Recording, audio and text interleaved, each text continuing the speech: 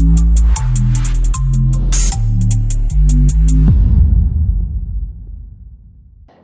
CR પાટીલનો કાર્યકર્તા આભાર દર્શન કાર્યક્રમ મોટી સંખ્યામાં કાર્યકર્તાઓ ઉપસ્થિત રહીને સીઆર પાટીલ કેબિનેટ મંત્રી બન્યા બાદ પ્રથમ વખત આવ્યા સુરત। લોકસભાની ચૂંટણીમાં ગુજરાતની તમામ 26 બેઠક મેળવવાની હેક્ટિક નથી થઈ અને જવાબદારી પોતાની હોવાનો સ્વીકાર કરતા કેન્દ્રીય જળશક્તિ મંત્રી અને પ્રદેશ ભાજપ અધ્યક્ષ સીઆર પાટીલે શુક્રવારે સ્વીકારી। કેબિનેટ મંત્રી બન્યા બાદ આયોજિત કાર્યકર્તા અભિવાદન સમારોહમાં પાટીલે જણાવ્યું કે એક બેઠક 30,000 મતે ગુમાવવી પડી એ મારી ભૂલ હશે, કંઈક ને કંઈક કચાશ રહી ગઈ છે એમ જણાવતા પાટીલે માફી માંગી હતી અને તેમણે ઉમેર્યું હતું કે રેકોર્ડ કરવામાં ગુજરાત અગ્રેસર રહ્યું છે। ભલે એક સીટ ગુમાવી પરંતુ કોંગ્રેસને મળેલા મતની સરખામણીમાં ભાજપને 1,83,000 મત મળ્યા છે। તેમાં સુરતની બિનહરીફ ઐતિહાસિક બેઠકના 8 લાખ મતનો ઉમેરો કર્યો તો ભાજપના મળેલા મતની સંખ્યા હજુ પણ વધશે। કેમેરામેન સેનિલ વિરાણી સાથે વિશાલ છેઠા, માનવ પ્રભા ન્યૂઝ, સુરત। આપણી કચાશ રહી ગઈ એની જવાબદારી પણ મારી છે। પ્રમુખ તરીકેનો જે અભ્યાસ આપતા હોય તો જે અભ્યાસ મળ્યો છે એ પણ મારી જવાબદારી છે। એ ભૂલ પણ હું સ્વીકારું છું કે આપણે 26માંથી 26 સીટ 2 વાર જીત્યા હતા, પણ આ વખતે આપણે 26માંથી 25 સીટ જીતી શક્યા। એક સીટ આપણે 30,000 મત માટે હાર્યા। કારણો આપવામાં હું માનતો નથી, કારણ હું જ છું કે મારી કોઈ જગ્યાએ ભૂલ રહી હશે અને એટલા માટે આપણે આ સીટ નહીં મેળવી શક્યા। એટલા માટે હું સૌ ગુજરાતના કાર્યકર્તાઓનો ખરેખર દિલથી માફી માંગુ છું। અને મિત્રો, એની સાથે સાથે આપણે ગુજરાતમાં એક રેકોર્ડ પણ કર્યો।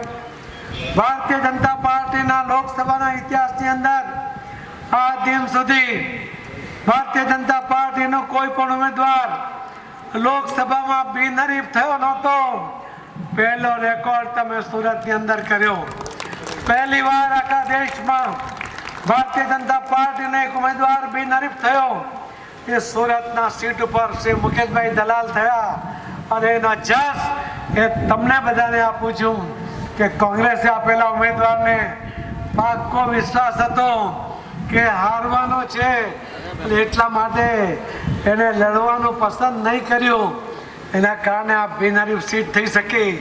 આ તાકાતનો પરચો એ કોઈ આપ્યો તો આપ સૌ કાર્યકર્તાઓએ એ કોંગ્રેસના જે હાંજા ગગડાવી દીધા, એના કારણે એ સીટ પણ આપણે એ બિનહરીફ કરીને એક નવો રેકોર્ડ સુરતમાં, એક નવો રેકોર્ડ આપણે ગુજરાતમાં અને એક નવો રેકોર્ડ આપણે ભારતીય જનતા પાર્ટીના ઇતિહાસમાં સુવર્ણ અક્ષરે આપણે લખી શક્યા છીએ।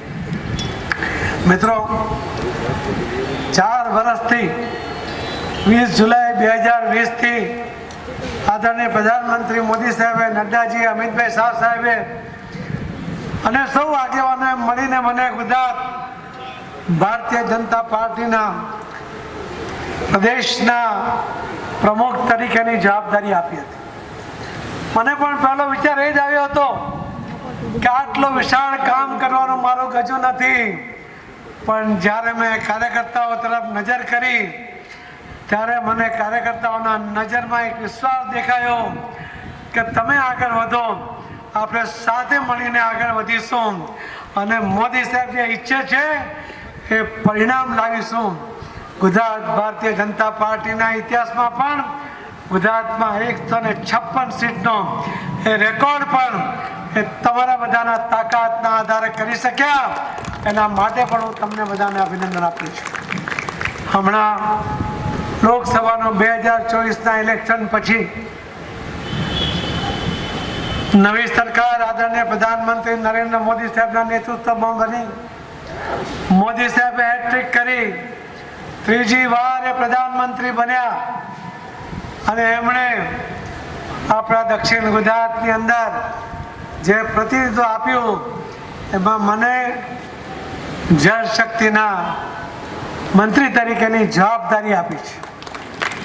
આ જવાબદારી બધાના તમારા માથા ઉપર છે, આ જવાબદારી તમારા બધાના ખભા ઉપર છે, આ જવાબદારી આપણા બધાની સંયુક્ત છે। હું ક્યારેય એકલો કશું કરી શકીશ નહીં, કરી શક્યો નથી અને હવે પણ જે કરીશું એ આપણે સાથે મળીને કરીશું।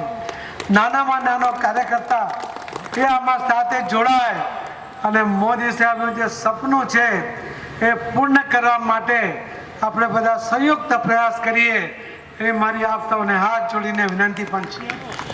મિત્રો, અમારા વિડીયોની નવી અપડેટ મેળવવા માટે સબસ્ક્રાઇબ કરો માનવ પ્રભા ન્યૂઝ ચેનલને. બેલ આઇકન ક્લિક કરો લેટેસ્ટ વિડીયો સૌથી પહેલા મેળવવા માટે.